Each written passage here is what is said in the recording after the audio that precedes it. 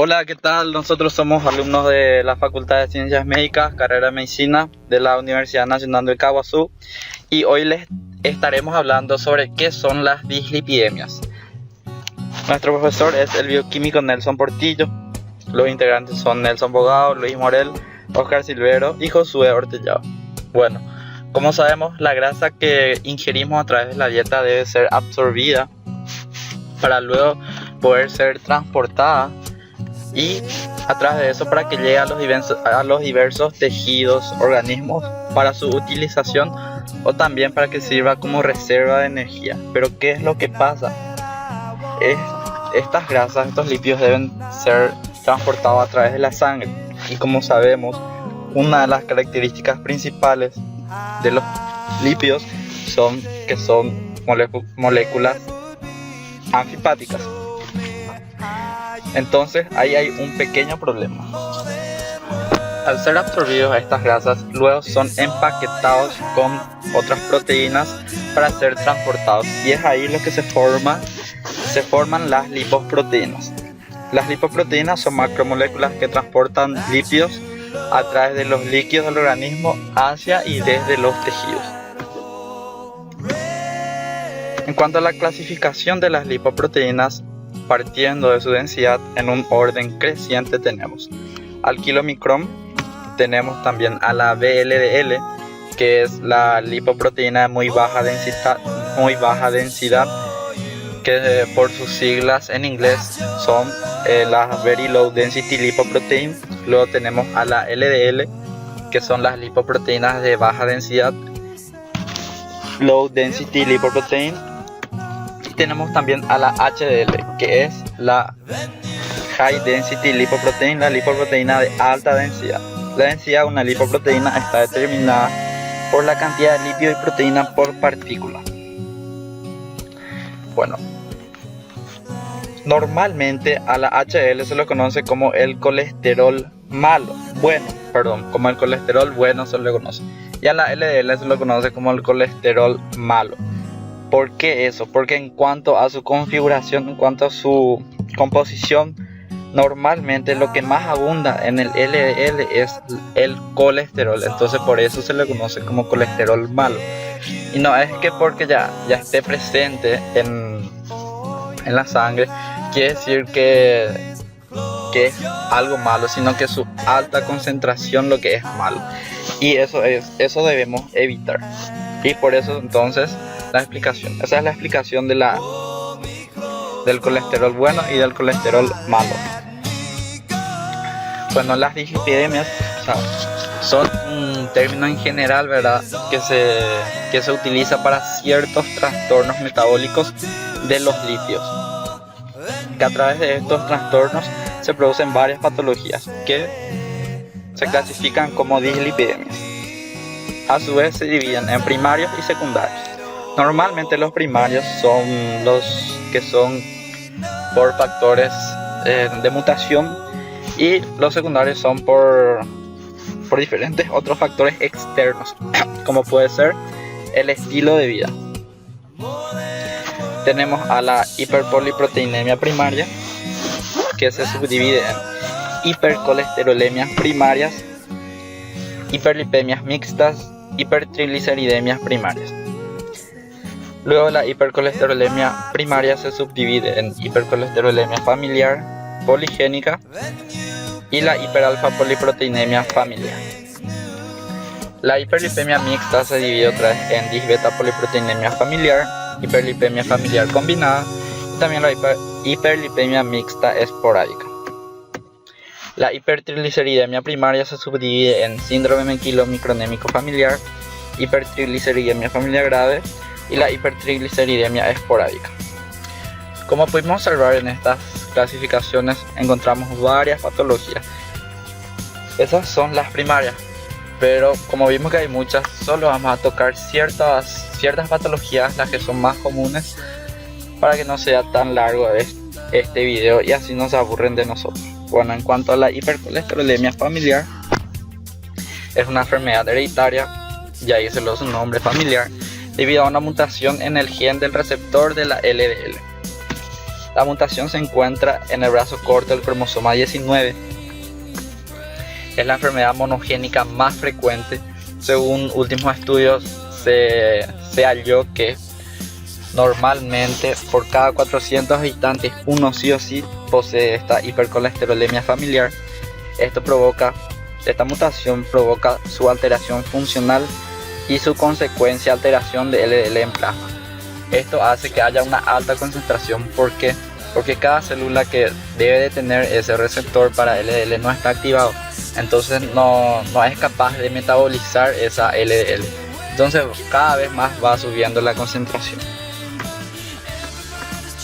Los pacientes con esta patología expresan alrededor de la mitad de los receptores y normalmente se produce el catabolismo del 45% del total de partículas de LDL. Pero en los pacientes con esta patología se reduce a la mitad, lo que sería un 22,5% de catabolismo. El resultado de este trastorno metabólico es la acumulación de partículas de LDL, siendo el tejido de preferencia el tejido vascular. Signos y síntomas. Los pacientes con esta patología suelen mantenerse asintomáticos hasta presentar un accidente vascular coronario. Y como ven, esto es peligroso porque ya se presenta directamente con un accidente vascular coronario. Lo que podemos hacer como futuros doctores, para aquellos que ya son doctores que están viendo este video, es necesario preguntar sí o sí al paciente si tiene algún familiar que posea esta patología, porque como sabemos esto es hereditario, entonces ya podemos tener una sospecha. Un estudio que también se suele hacer es el diagnóstico de certeza, ¿verdad? Que se basa en la demostración de la existencia de una mutación en el gen del receptor de la LDL. También el aumento de LDL en plasma, por lo general de 200 a 400 miligramos por decilitro. Y los pacientes con hipercolesterolemia heterozigota tienen hipercolesterolemia desde el nacimiento. Uno de los signos también de esta signos y síntomas, ¿verdad?, de esta patología es que aparecen tumores benignos que principalmente contienen colesterol.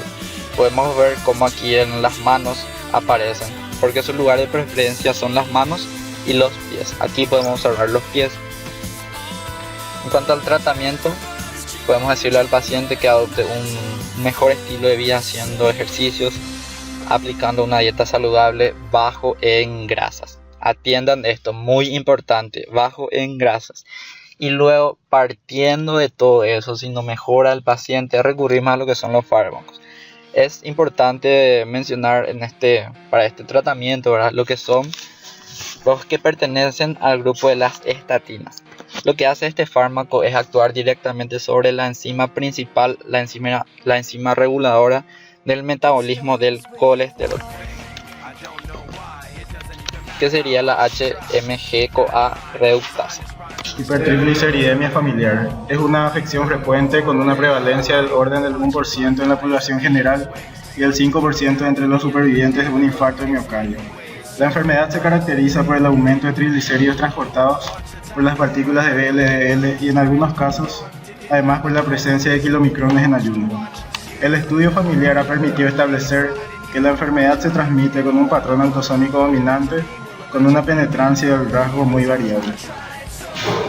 La etiopatogenia. En la mayor parte de los casos, el mecanismo responsable de la enfermedad es un aumento de síntesis hepática de triglicéridos, sin que se haya modificado un único gen responsable, ya que muy probablemente la afección es de naturaleza poligénica, con una importante interacción con factores ambientales. Y se debe también a mutaciones en el promotor del gen de la LPL y los diversos polimorfismos de los genes de la LPL, de la ApoC3 y de la ApoB. Cuadro clínico. La enfermedad es asintomática en la mayoría de los casos y se detecta después de la pubertad por el aumento de los triglicéridos plasmáticos, cuya concentración suele oscilar entre los 200 y los 500 miligramos por decilitros. El diagnóstico. En la práctica clínica no se dispone de una prueba o marcador diagnóstica de la hipertrigliceridemia familiar. El diagnóstico de la enfermedad se establece por el hallazgo de la hipertrigliceridemia en el paciente y en sus familiares de primer grado, con un patrón de tipo autosómico dominante.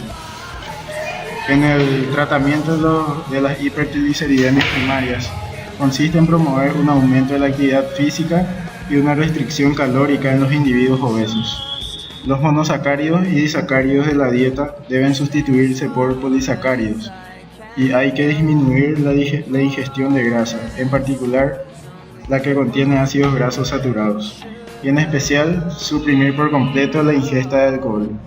En el caso de la mujer, los anticonceptivos hormonales. La hiperlipidemia combinada familiar. Primeramente les voy a definir lo que es una hiperlipidemia.